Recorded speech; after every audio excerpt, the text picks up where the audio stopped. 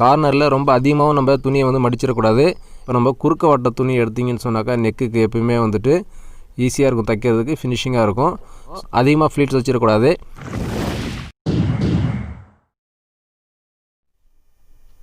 Hi சொந்தங்களே, இன்றைக்கி நம்ம வீடியோவில் எதை பற்றி பார்க்க போகிறோம் அப்படின்னு சொன்னாக்கா ப்ளவுஸுடைய பானைக்கு எப்படி நம்ம ஸ்டிச் பண்ணுறதுன்னு சொல்லி பார்க்க போகிறோம்.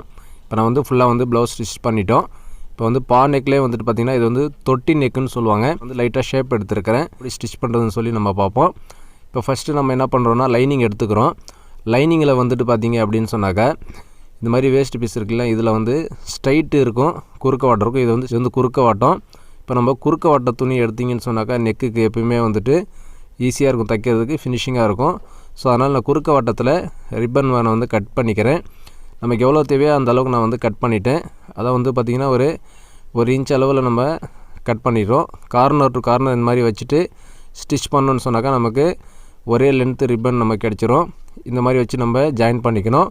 சாதாரணமாக வந்து ஜாயின் பண்ணுறது அப்படியே டபுளாக வச்சு நம்ம ஜாயின் பண்ணலாம். ஸோ இந்த மாதிரி ஜாயின் பண்ணும்போது கொஞ்சம் நல்லாயிருக்கும், லைஃப் வரும். ஸோ அதனால் வந்து இந்த மாதிரி ஜாயின் பண்ணிக்கலாம். இப்போ நான் வந்து கிராஸில் வச்சு நான் ஜாயின் பண்ணிக்கிறேன்.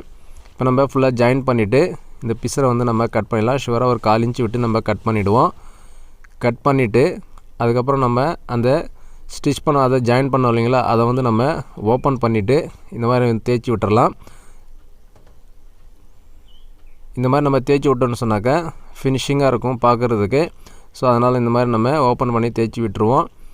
தேய்ச்சி விட்டுட்டு ஒன் சைடு மட்டும் ஏதாவது ஒரு ஒன் சைடு வந்துட்டு அடித்து நம்ம ஓரத்தில் நம்ம தையல் போட்டு ஸ்டிச் பண்ணிகிட்டே வந்துடுவோம்.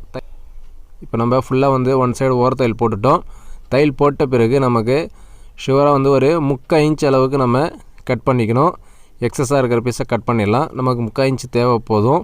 இப்போ நம்ம கட் பண்ணிட்ட பிறகு இந்த மாதிரி நம்ம ஸ்டார்டிங்கில் லெஃப்ட்லேருந்து நம்ம ஸ்டார்ட் பண்ண போகிறோம். அதாவது ஃப்ரண்ட் பார்ட்லேருந்து நம்ம ஸ்டார்ட் பண்ண போகிறோம். இந்த மாதிரி ஃப்ரண்ட்டில் பார்த்திங்கன்னா பெண்ட் ஷேப் வரும். So round neck bend shape, front neck வந்து ரவுண்ட் நெக் இருக்கும்போது இந்த மாதிரி வந்து குட்டி குட்டியாக சின்ன ஃப்ளீட் வச்சு நம்ம கவர் பண்ணிகிட்டே வரணும். அதிகமாக ஃப்ளீட்ஸ் வச்சிடக்கூடாது. நம்ம நார்மலாக வந்து ஒரு 3 ஃப்ளீட் வச்சா போதும். இந்த மாதிரி ஃப்ளீட் வச்சுட்டு அப்படியே நம்ம பேக் நெக்குக்கு வந்துடுறோம். இந்த ஷோல்டர் கிட்ட பார்த்திங்கன்னா ஷோல்டர் வந்து பேக் சைடில் மடித்து விட்டுட்டு தைச்சிட்டே வரணும். பேக்கில் பார்த்திங்கன்னா பானைக்கு வந்து லைட்டாக ஷேப் இருக்கும். ஸோ அந்த ஷேப்புக்கிட்ட மட்டும் நம்ம ஒரு 2 ஃப்ளீட் வச்சா போதும். சின்னதாக ஃப்ளீட் வைக்கணும், பெருசாக வச்சிடக்கூடாது. குட்டி குட்டியாக நம்ம 2 ஃப்ளீட் வச்சா போதும். வச்சிட்ட பிறகு இந்த கார்னரில் நம்ம சரியாக வந்துட்டு மடிக்கணும். ஸோ இந்த மாதிரி வந்துட்டு நம்ம மடிச்சிக்கலாம். கரெக்டாக இப்படி வச்சு நம்ம மடிச்சிருவோம்.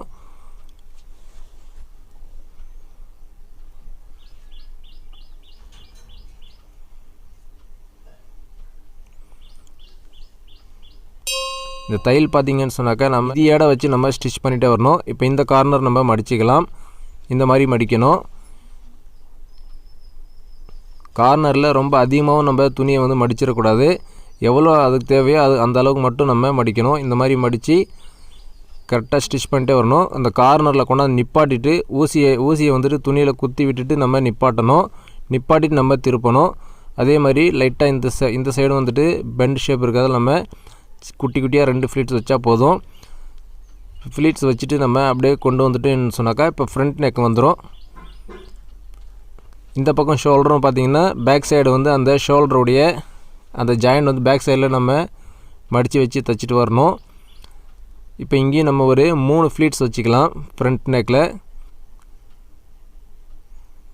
ஸ்டிச் பண்ண பிறகு இந்த ரவுண்ட் ஷேப்லலாம் பார்த்திங்கன்னா இந்த மாதிரி நம்ம குட்டி குட்டியாக வந்து கட் பண்ணி விடணும். இதுதான் மெயின் வந்துட்டு. இந்த மாதிரி கட் பண்ணி விட்டிங்கன்னா தான் நமக்கு வந்து நெக் வந்து கரெக்டாக ஷேப் வரும். அதே மாதிரி பேக் பார்த்திங்கன்னா நெக்கில் இந்த மாதிரி இந்த பெண்டு ஷேப் இருக்கிற இடத்துல நம்ம கட் பண்ணி விடணும். அதே மாதிரி கார்னர்லேயும் நம்ம கட் பண்ணணும். இந்த மாதிரி கட் பண்ணும்போது அந்த தையலை கட் பண்ணிடக்கூடாது.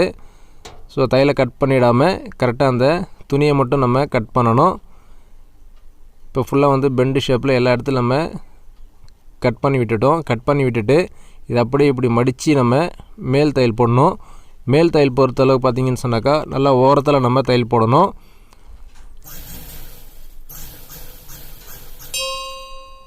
இந்த மாதிரி ஓரத்தையில் போட்டுகிட்டே வரும்பொழுது அந்த ஷேப்புக்கு தகுந்த மாதிரி நம்ம அந்த துணியை வந்து வளைச்சி விடணும். இப்போ இந்த கார்னரில் நம்ம இந்த மாதிரி ஸ்ட்ரைட் பண்ணிக்கணும். ஸ்ட்ரைட் பண்ணிவிட்டு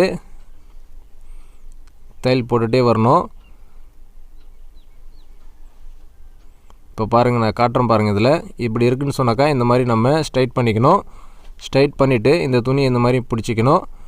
பிடிச்சிட்டு தையல் போட்டு வந்து நிப்பாட்டிட்டு அதுக்கப்புறம் இந்த துணி இந்த வாட்டத்தில் இழுத்து விட்டுட்டு அதுக்கப்புறம் மறுபடியும் நம்ம தையல் போட்டுகிட்டே வரணும்.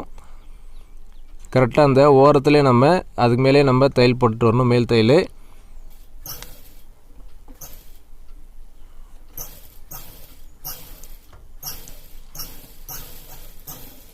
இப்போ ஃபுல்லாக நம்ம மேல் தையல் போட்டாச்சு.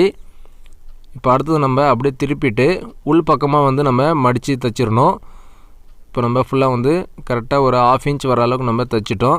இந்த மாதிரி ஸ்டார்டிங்கில் மட்டும் அந்த பீஸை இந்த மாதிரி உள் பக்கமாக மடிச்சுட்டு நீங்கள் அப்படியே இது வந்து பெரிய தையல் போட்டு கூட சென்டரில் ஹெம்மிங் பண்ணிக்கலாம்.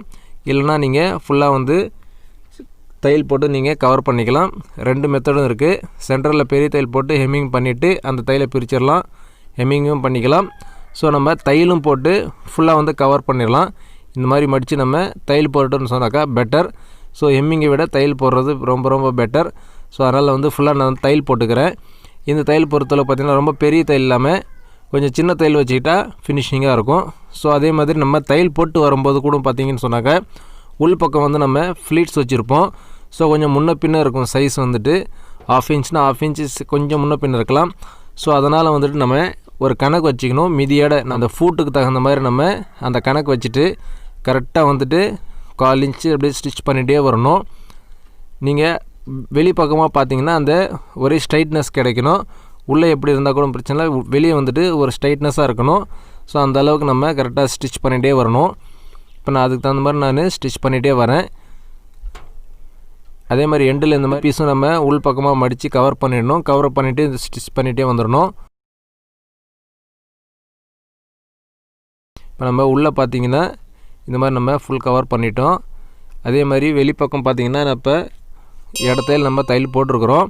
ஸோ இதில் வந்துட்டு நம்ம இன்னொரு ஓரத்தையல் போட்டோம்னு சொன்னாக்கா நெக்கு வந்து பர்ஃபெக்டாக ஆகிடும். இப்போ நம்ம ஓரத்தையல் ஒன்று நம்ம போட்டுக்கலாம். இந்த ஓரத்தையல் போடும்போது கரெக்டாக போடணும், கீழே இறங்கிடக்கூடாது. அதாவது கிளாத்தை விட்டு கீழே இறங்கிடாமல் கரெக்டாக ஸ்டிச் பண்ணிகிட்டே வரணும். இந்த மாதிரி விரலில் வந்து ஒன் சைடு வச்சுட்டு நீங்கள் ஓரத்தையல் போட்டிங்கன்னா உங்களுக்கு நீட்டாக வரும் ஸ்டிச்சிங் வந்துட்டு.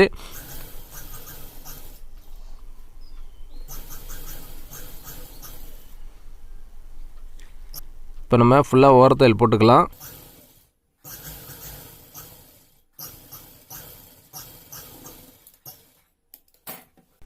இப்போ ஃபுல்லாக நம்ம வந்துட்டு டபுள் தையல் போட்டுடுறோம். நெக்கில் வந்து பா நெக்கு கரெக்டாக அந்த ஷேப் நம்ம என்ன ஷேப் கட் பண்ணோமோ அந்த ஷேப் வந்துருச்சு. அவ்வளோதான், பா நெக் வந்து இப்படி தான் ஸ்டிச் பண்ணணும். சரி நேயர்களே, இந்த வீடியோ உங்களுக்கு பயனுள்ளதாக இருக்கும்னு நினைக்கிறேன். பிடிச்சிருந்தா கண்டிப்பாக லைக் பண்ணுங்கள், ஷேர் பண்ணுங்கள். நம்ம சேனல் இது வரைக்கும் நீங்கள் சப்ஸ்கிரைப் பண்ணலைன்னா சப்ஸ்கிரைப் பண்ணிங்க. கூட பக்கத்தில் இருக்கக்கூடிய பெல் ஐக்கனை ப்ரெஸ் பண்ணி ஆல்னு கொடுத்துட்டிங்கன்னா நான் போடுற வீடியோலாம் உங்களுக்கு உடனே நோட்டிஃபிகேஷனாக வரும்.